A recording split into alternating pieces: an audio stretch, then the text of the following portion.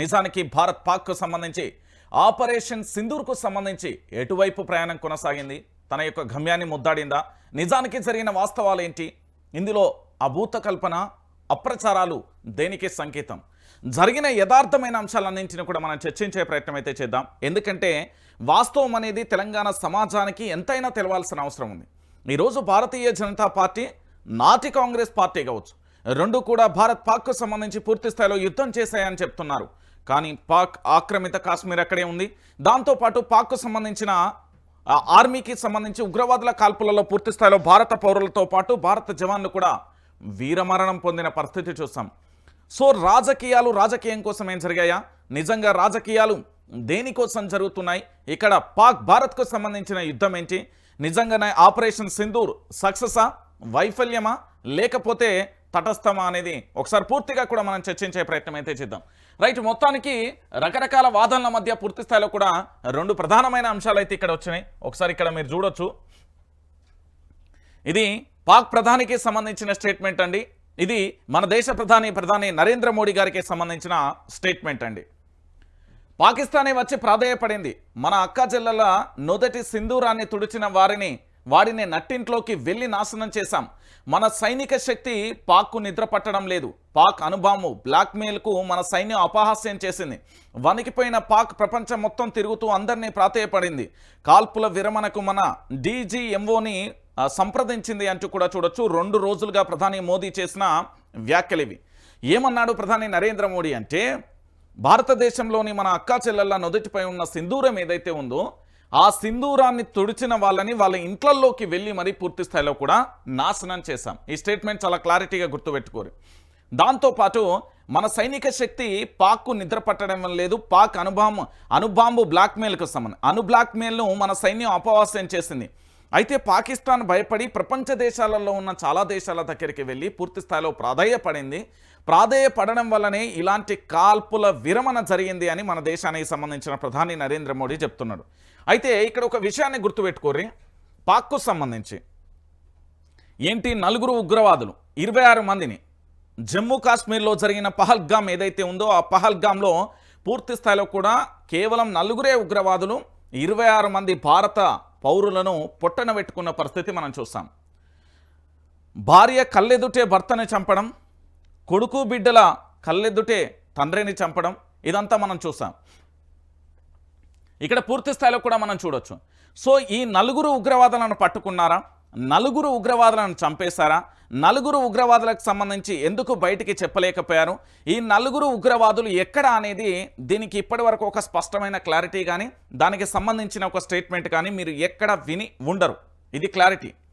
ఇక్కడ ప్రధాని నరేంద్ర మోదీ గారు చెప్పేది ఒకటే అంశం, మన అక్కా చెల్లెల నుదుటి సింధారాన్ని తుడిచిన వాడి నట్టింట్లోకి వెళ్ళి నాశనం చేశారు, చంపేయలేదు, నాశనం చేశామని చెప్పారు.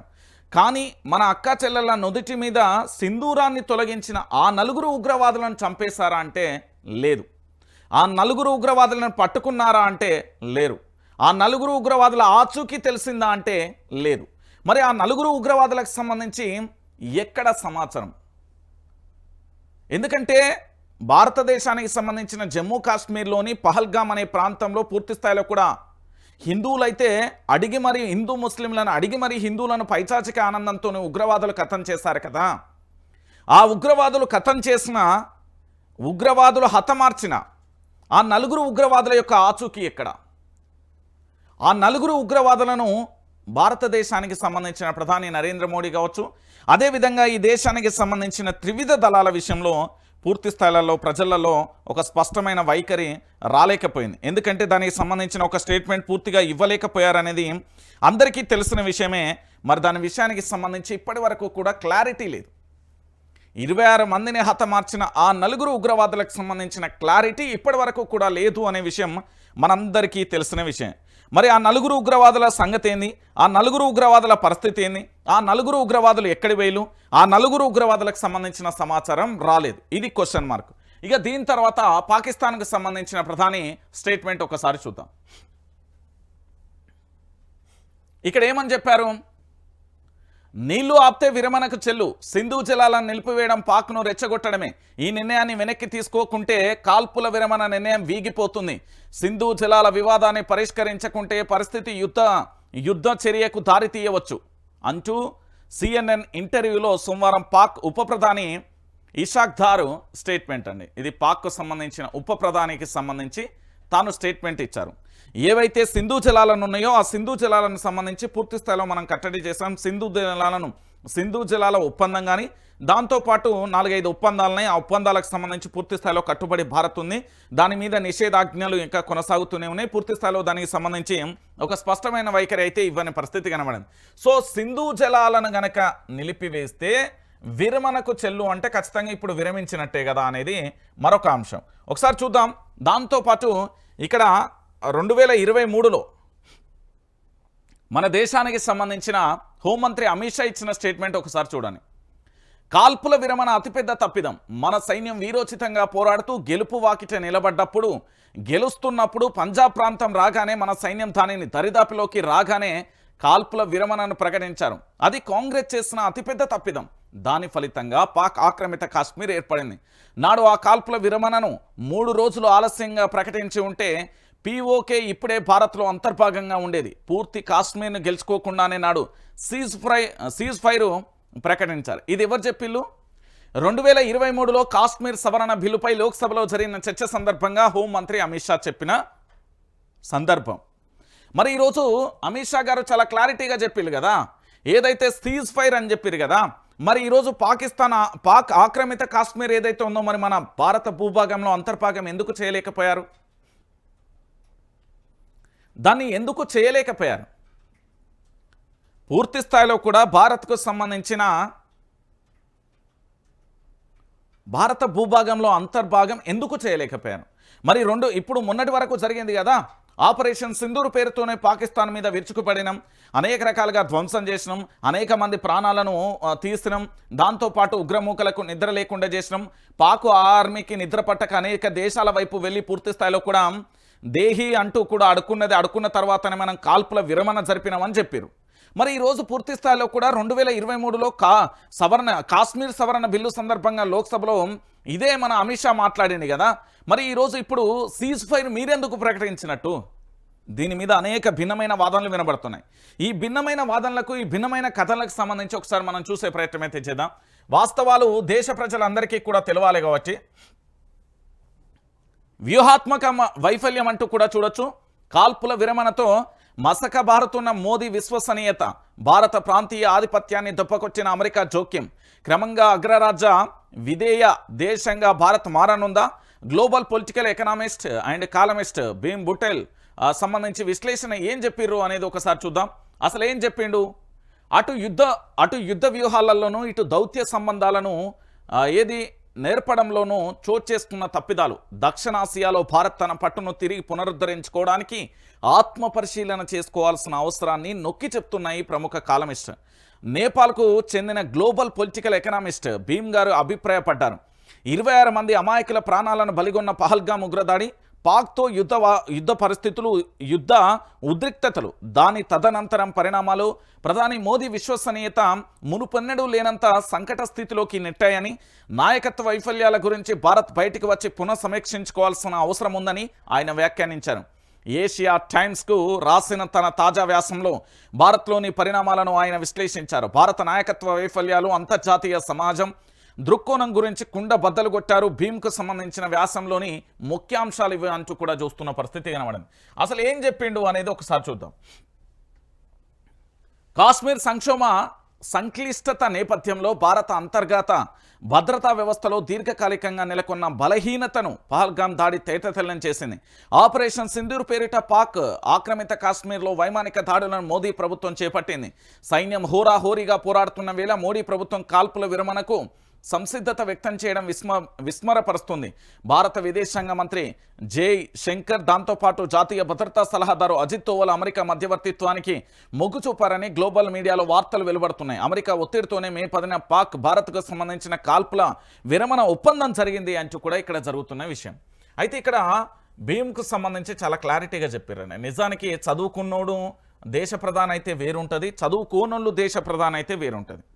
చదువుకున్న వ్యక్తి ఒక ప్రధాని కానీ, ఒక రాష్ట్ర ముఖ్యమంత్రి కానీ, ఒక రాష్ట్రానికి సంబంధించిన మంత్రి కానీ, ఒక నియోజకవర్గానికి సంబంధించిన ఎమ్మెల్యే అయితే స్వతహాగా నిర్ణయాలు తీసుకునే అవకాశం ఉంటుంది. ఎందుకంటే పూర్తి స్థాయిలో యుద్ధ వాతావరణం కానీ, యుద్ధ పరిస్థితులను కానీ మనం అందరం కూడా అంచనా వేసే పరిస్థితి ఉంటుంది. దానికి సంబంధించి ప్రతి వ్యూహాలు, దాంతోపాటు ఇతరత్ర అన్నింటినీ కూడా పూర్తి స్థాయిలో మనం చూస్తాం. సో దాంతోపాటు ఇక్కడ జరుగుతున్న పరిణామాలు అన్నింటినీ కూడా మనం ఆలోచిస్తే వాస్తవ కోణాలన్నీ కూడా తేటతెల్లమైపోతాయి. ఇక్కడ విషయం ఏంది అనేది పూర్తి స్థాయిలో కూడా ప్రతి ఒక్కరు కూడా ఆలోచించాలి. భారత్ పాక్కు సంబంధించి పూర్తి స్థాయిలో యుద్ధ వాతావరణం నెలకొన్న పరిస్థితులలో పాక్ ఆక్రమిత కాశ్మీర్ని కూడా మనం తీసుకోవచ్చు, మన దాంట్లో అంతర్భాగం చేసుకోవచ్చు. దాంతోపాటు ఉగ్రవాదానికి సంబంధించి పహల్గాలంలో 26 మంది భారత పౌరులు చనిపోయినప్పుడు దానికి ప్రతీకార దాడిగా అక్కడ ఏదైతే 9 శిబిరాల మీద భారతదేశానికి సంబంధించిన త్రివిధ దళాలు ఏవైతే దాడి చేశాయో, మరి దాడి చేసిన తర్వాత పూర్తి స్థాయిలో మళ్ళీ పూర్తిగా కూడా ఆ యుద్ధాన్ని కంటిన్యూ చేసి ఆ 9 ఉగ్రవాదులను అప్పజెప్పాల్సిన పరిస్థితి ఉంటుంది. కానీ ఎక్కడ కూడా దానిని అప్పజెప్పిన పరిస్థితి కానీ దాఖలాలు లేవు. మరి ఇలాంటి సందర్భాలలో పూర్తి స్థాయిలో కూడా వ్యూహాత్మకంగా త్రివిధ దళాలు పోరాటం చేస్తున్న తరుణంలో ఏది భారతదేశాన్ని పూర్తి స్థాయిలో కూడా అమెరికాకు సంబంధించి డొనాల్డ్ ట్రంప్కి ఏంటి సంబంధం? ఇక్కడ విషయం అర్థం కావాలి చాలా క్లారిటీగా కూడా. ఇక్కడ ట్రంప్ జోక్యంతోనే మన భారతదేశం ఇప్పుడు ఇరకాటంలో పడింది. ట్రంప్ జోక్యం భారత్ ఇరకాటం. అమెరికా అధ్యక్షుడి మధ్యవర్తిత్వ వ్యాఖ్యలతో చిక్కులో పడిన మోదీ సర్కార్ భారత విదేశాంగ విధానంపై నీళ్లు, కాశ్మీర్పై ఇంకా ద్వైపాక్షిక విధానానికి స్వస్తి, పాక్ను సంతోషపెట్టిన ట్రంప్ ప్రకటన అంటూ కూడా చూస్తున్న పరిస్థితి కనబడింది. ఇక్కడ మనం లోతుగా చర్చించాలి ఈ విషయాన్ని. అందరూ కూడా చూడండి, ఈ భారతదేశంలో పుట్టిన ప్రతి బిడ్డ కూడా అర్థం చేసుకోవాల్సిన విషయం ఒకటి ఉంది. ఏంది?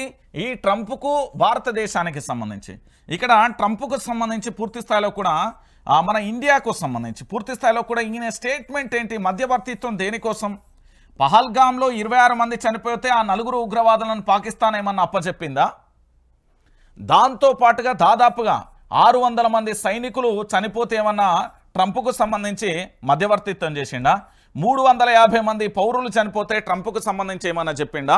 ఇది ఈనాటి పంచాయతీ కాదు కదా, అలనాటి పంచాయతీ కదా. పంచాయతీ విషయంలో ఈ దేశానికి సంబంధించిన భారతదేశానికి సంబంధించిన ప్రధాని నరేంద్ర మోడీ ట్రంప్కు సంబంధించి అంటే అమెరికా దేశానికి ఎందుకు పూర్తి స్థాయిలో అమెరికాకు సంబంధించి అంత ప్రేమ ఎందుకు వలకబోస్తున్నాడు అనేది అర్థం కాని పరిస్థితి. ఇక్కడ ట్రంప్ వ్యాఖ్యలు మనం చూస్తే పూర్తి స్థాయిలో కూడా పాకిస్తాన్కు సంబంధించి సంతోషపెట్టే విధంగా ఉన్నాయి తప్ప పాకిస్తాన్కు సంబంధించి పాకిస్తాన్ అన్యాయం చేసింది అనే విషయం ఎక్కడా కూడా లేని పరిస్థితి కనబడుతుంది.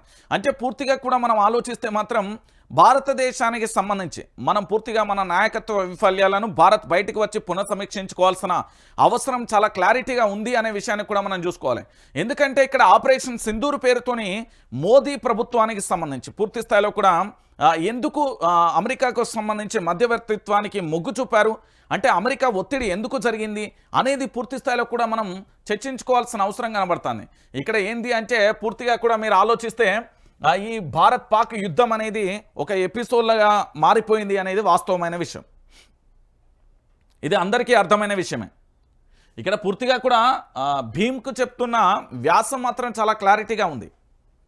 భారత్ పాక్కు సంబంధించి విరోచితంగా త్రివిధ దళాలు పోరాటం చేస్తున్న తరుణంలో పాక్కు సంబంధించి వివిధ దేశాలకు వెళ్ళి జీ హుజూర్ అన్నప్పటికీ కూడా భారత్ భయపడిందని పాక్ అంటుంది, పాక్ భయపడిందని భారత్ అంటుంది.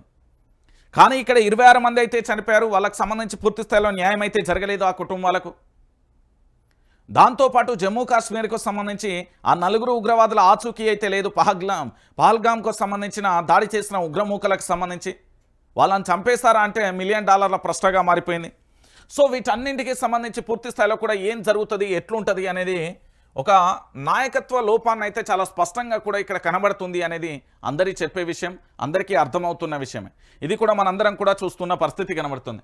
సో మొత్తానికి ఏం జరుగుతుంది, ఎలా ఉంటుంది అనేది కూడా మనం వేచి చూడాల్సిన ధోరణి పరిస్థితి ఇక్కడ చాలా స్పష్టంగా ఉంది. అయితే దీనికి తోడు పూర్తిగా కూడా మీరు అందరూ కూడా ఆలోచించాల్సిన విషయం ఏంటంటే యావత్తు దేశవ్యాప్తంగా కూడా పూర్తి స్థాయిలో కూడా మీరు ఒక అంశాన్ని తెర మీదకైతే తీసుకురావాలి. ఏంటి అనేది కూడా మన అందరం కూడా ఆలోచిద్దాం. భారతదేశానికి సంబంధించి త్రివిధ దళాలు విరోచితంగా పోరాటం చేసినాయి అనేది వాస్తవం. ఆ త్రివిధ దళాలకు సెల్యూట్ చేయడంలో ఎలాంటి తప్పు లేదు. కానీ ప్రధాని నరేంద్ర మోడీ మధ్యవర్తిత్వాన్ని ఎందుకు ఒప్పుకున్నాడు అనేది పార్లమెంటు పెట్టాల్సిందే, పార్లమెంట్లో చర్చ జరపాల్సిందే, వాస్తవాలు ఈ దేశ ప్రజలందరికీ కూడా చెప్పాల్సిందే. ఎందుకంటే మనందరం కూడా ఆలోచించాల్సిన విషయం అండి ఇది. మనందరం కూడా ఆలోచించాల్సిన విషయం. ఇక్కడ ప్రతి ఒక్కరు కూడా ఆలోచించాల్సిన విషయం ఇది. ఎందుకంటే వ్యూహాత్మక వైఫల్యాలకు సంబంధించి జరిగిందా, లేదా మన దేశ ప్రధాని అనాలోచిత నిర్ణయం వల్ల జరిగిందా, లేకపోతే ఈ మధ్యవర్తిత్వం దేనికోసం వచ్చింది, ట్రంప్ మధ్యలోకి ఎందుకు వచ్చాడు, ఇలా $1 మిలియన్ ప్రశ్నగా మారిపోయిన పరిస్థితి అయితే మనం చూసాం. సో ఇక్కడ సంబంధించిన ఎపిసోడ్ 7 దాకా పోతుంది, ఎట్లెట్లుంటుంది అనేది కూడా మనం వేచి చూడాల్సిన తరుణం, ఆవశ్యకత కూడా చాలా క్లారిటీగా కూడా కనబడుతుంది. ఏం జరుగుతుంది, ఏం కథ అనేది కూడా మనం కూడా వేచి చూద్దాం.